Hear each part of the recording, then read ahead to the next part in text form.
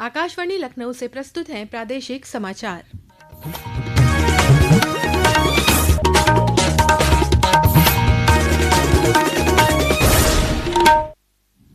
मुख्य समाचार। प्रदेश में कल बारिश, आंधी और बिजली गिरने की घटनाओं में 70 से अधिक लोगों की मौत। 24 घंटे में सर्वे पूरा कर मुआवजा जारी करने के निर्देश। मुख्यमंत्री योगी आदित्यनाथ का ईंधन की बचत के लिए वैकल्पिक ऊर्जा स्रोतों और सार्वजनिक परिवहन को अपनाने का आह्वान। गाजियाबाद में एनडीआरएफ के राष्ट्रपति निशान अलंकरण कार्यक्रम में शामिल हुए केंद्रीय गृह मंत्री अमित शाह। 7 क्षेत्रीय रिस्पांस सेंटर का किया लोकार्पण और शिलान्यास। और आगरा में डेयरी कॉन्क्लेव 2026 का आयोजन। पशुधन और दुग्ध विकास मंत्री धर्मपाल सिंह ने कहा, पशुपालक समितियों को 1 महीने में ही भुगतान सुनिश्चित करेगी सरकार।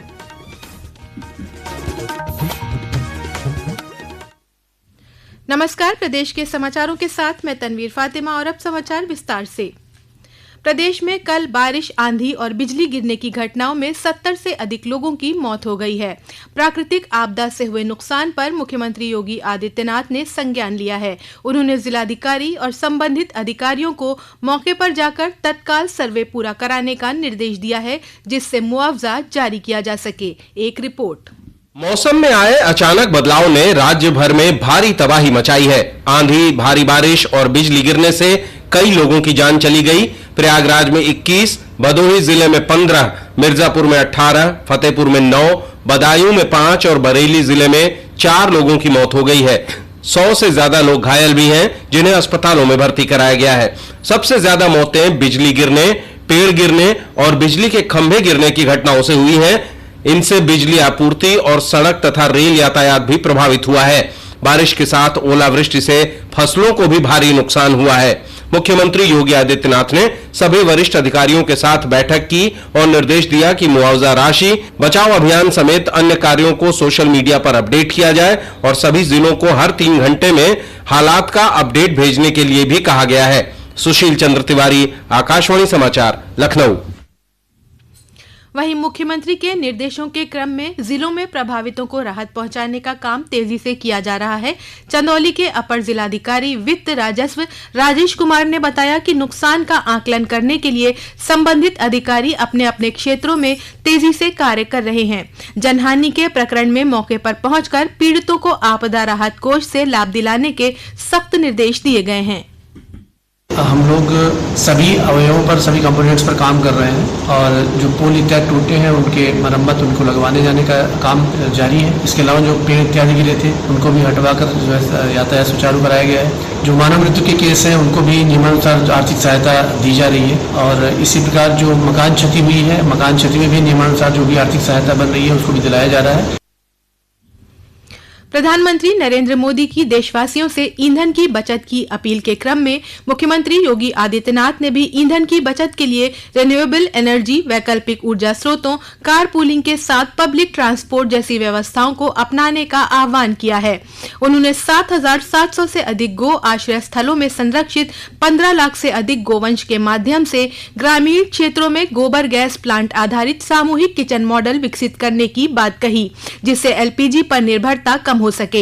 लखनऊ में निजी मीडिया संस्थान के कार्यक्रम को संबोधित करते हुए मुख्यमंत्री ने कहा कि संकट के समय देश हित सर्वोपरि होना चाहिए। हर नागरिक का दायित्व है कि वो राष्ट्र के साथ खड़ा होकर अपना योगदान दे।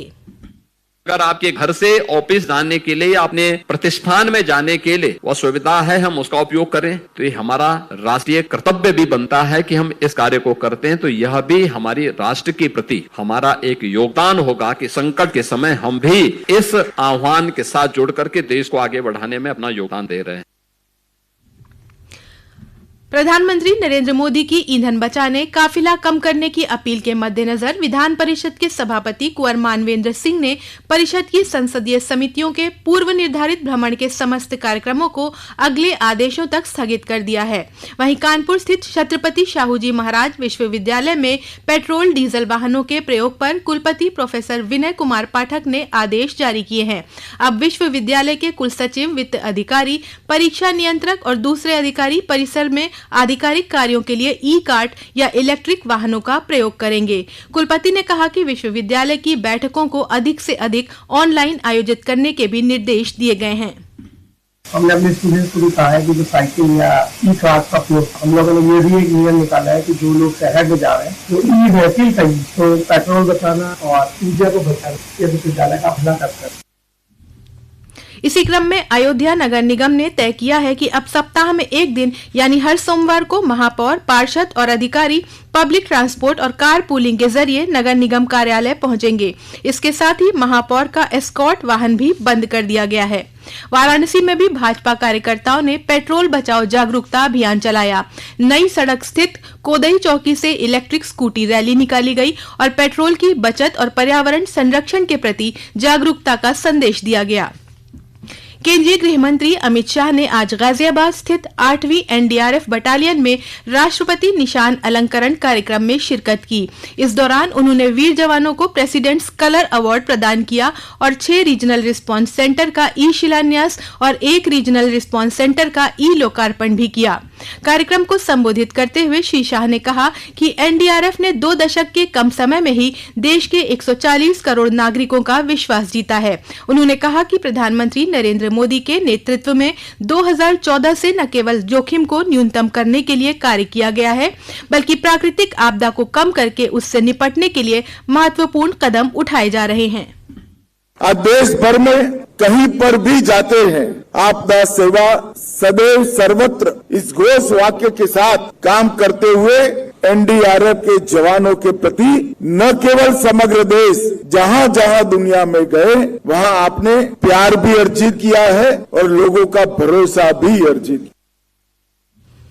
ये समाचार आप आकाशवाणी लखनऊ से सुन रहे हैं। ताजा समाचार जानने के लिए आप हमारी वेबसाइट newsonair.gov.in पर लॉगिन कर सकते हैं। इसके साथ ही आप प्रादेशिक समाचारों का ये बुलेटिन हमारे YouTube channel news on AIR Lucknow पर भी सुन सकते हैं।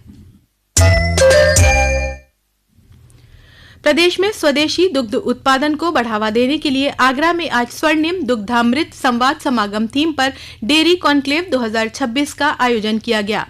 प्रदेश के पशुधन और दुग्ध विकास मंत्री धर्मपाल सिंह ने कॉन्क्लेव का शुभारंभ किया। कार्यक्रम के बाद मीडिया से बात करते हुए श्री सिंह ने कहा कि निराश्रित गोवंश सरकार की प्राथमिकता है। प्रदेश की सभी गौशालाओं को संरक्षित और सुरक्षित किया जा रहा है। उन्होंने कहा कि दुग्ध उत्पादन के क्षेत्र में उत्तर प्रदेश देश में शीर्ष स्थान पर है और प्रदेश सरकार पशुपालक समितियों को मजबूत करते हुए 1 माह में ही भुगतान करने का काम करेगी। निराश्रित गौवंश योगी सरकार की प्राथमिकता है और इसके उत्तर प्रदेश में हम सभी गौशालाओं को संरक्षित और सुरक्षित करने का काम कर रहे हैं। दुग्ध उत्पादन उत्तर प्रदेश में देश में उत्तर प्रदेश नंबर 1 है और भारत का हिस्सा उत्तर प्रदेश में दूध का सबसे अच्छा है। आज हम दुग्ध महोत्सव के माध्यम से पशुपालकों को दुग्ध समितियों को मजबूत करते हुए महीने के अंदर ही हम दुग्ध उत्पादकों का भुगतान कराने का काम करेंगे और ऐसी अनेक योजनाएं हैं जिसमें दुग्ध उत्पादन की बढ़ोतरी हो। उत्तर प्रदेश के पूर्व मुख्यमंत्री स्वर्गीय मुलायम सिंह यादव के छोटे बेटे प्रतीक यादव का लखनऊ के बैकुंठ धाम में आज अंतिम संस्कार किया गया। उनकी पत्नी अपर्णा यादव के पिता अरविंद सिंह बिष्ट ने उन्हें मुखाग्नि दी। इस मौके पर सपा के राष्ट्रीय अध्यक्ष और पूर्व मुख्यमंत्री अखिलेश यादव, उप मुख्यमंत्री ब्रजेश पाठक, सपा नेता शिवपाल सिंह यादव, धर्मेंद्र यादव और सैफई परिवार के सदस्यों समेत विभिन्न राजनीतिक दलों के नेताओं ने उन्हें अंतिम विदाई दी।